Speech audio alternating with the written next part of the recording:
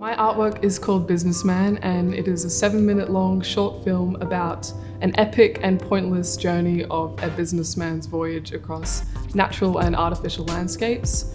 And it was filmed on an iPhone and put together on a program called WeVideo, which I get for free from my school.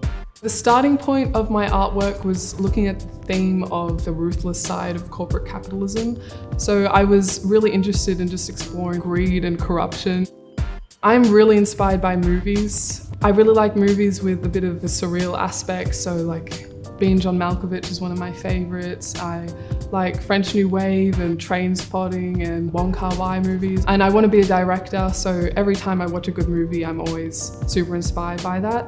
Another thing I'm inspired by currently is an artist called Wilfred Wood, and he does these satirical portraits and I just love them. I think they're super fun. My process started out with just brainstorming locations I wanted to go to. So I wanted to have like rural places and suburban, urban. I just wanted a really big scope of places to go to. But most of the time I would actually end up just driving by somewhere and looking out the window and going, oh, I could really imagine a businessman walking through there. So I would stop the car and tell my dad to go put on his suit, and I just filmed him walking up and down a couple times. It was very convenient to have my dad because he was just always with me. And I wanted someone who looked like they could be a businessman, so I didn't really have too many options. I needed a man who's like middle-aged, and he was one who was close to me, so I could use him.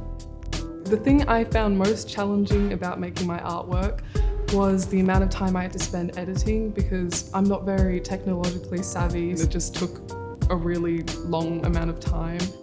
My advice for this year's students is what I needed to hear when I was going into studio art. I was someone who was a bit overwhelmed by the folio and the workload that I wanted to put on myself. And because of this pressure I put on myself, I struggled to do anything when I got it to begin with, because every time I would open it, I would look at it and go, oh, I don't even want to start because I want it to be really good.